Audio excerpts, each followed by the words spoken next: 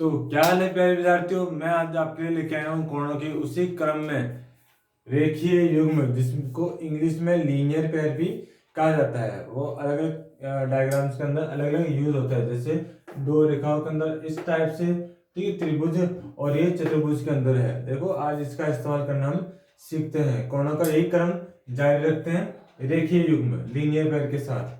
देखो यहाँ पे x और 60 ये जो है लीनियर पेयर है, रेखीय युग्म है। रेखीय युग्म क्यों है ये समझ लो पहले कि एक रेखा पे जो कोण होता है, एक रेखा पे जो कोण होता है वो होता है 180 डिग्री का होता है। सही है, इतना तो आपको पता है। ठीक है, तो एक रेखा पे जब 180 डिग्री कोण होता है और उसको एक दूसरी रेखा काटती है और उसके अलग अलग दो टुकड़े करती है, तो एक तो हो गया ये 60 डिग्री यहाँ पे दिख रहा है, और एक हो गया x डिग्री।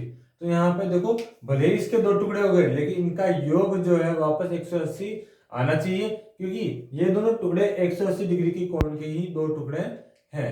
ठीक है, इसी में देखो ये किस टाइप से सोल्व होता है, ये हम लिखते हैं x और 60 डिग्री बराबर जो है 180 डिग्री के बराबर होंगे, क्योंकि ये एक रेखीय युग्म है इसलिए। ठीक है, क्योंकि ये ब्रैकेट में आपको लिखना पड़ेगा रेखीय युग्म। ठीक है, आपको लिखना पड़ेगा कौन सी प्रॉपर्टी, कौन सा गुण आप यहाँ पे इस्तेमाल कर रहे हो, वो आपको ब्रैकेट में सामने लिखना पड़ेगा। रेखीय युग्म है।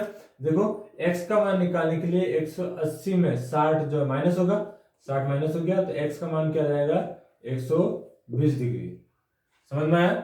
अगला सवाल देखो, दूसरा त्रिभुज के अंदर है y और 130 डिग्री जो है ये क्या है 180 डिग्री के बराबर है। क्यों?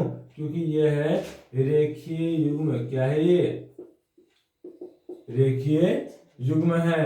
क्या है ये? रेखीय युग्म। देखो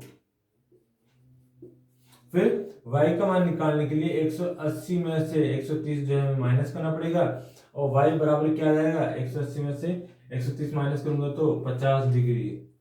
सही है। अगला सवाल देखो, यहाँ पे वही दो रेखा जिसमें हमने शीर्षक में कोण देखे थे, इनके आगे देखते हैं। यहाँ पे आप रेखीय युग्म का इस्तेमाल अगर यहाँ पर कैसे करना है, यहाँ पे 180 डिग्री और z डिग्री, इनका योग 180 डिग्री के बराबर आएगा, क्योंकि ये रेखीय युग्म या बोलता हूं मैं लीनियर पेयर एक ही बात है। ठीक है, हिंदी और इंग्लिश में एक ही बात है। ठीक है, नाम चेंज है, अंग्रेजी में अलग होता है, हिंदी में अलग होता है, बाकी कैलकुलेशन सेम होती है। ठीक है, यहाँ पे z बराबर 180 में से 80 माइनस होगा तो z बराबर क्या आएगा 100 डिग्री। यहाँ z का मान 100 डिग्री है। इसी के साथ यहाँ पे x और 105 डिग्री को अगर आप जोड़ोगे तो यहाँ पे 180 डिग्री आना चाहिए, क्योंकि ये लीनियर पेयर है। क्या है? Linear pair. शॉर्ट फॉर्म लिख रहा हूँ, नाम पूरा लिखना है यहाँ पे। ठीक है, चाहे वो रेखीय युग्म हो हिंदी में, चाहे इंग्लिश में लीनियर पेयर हो।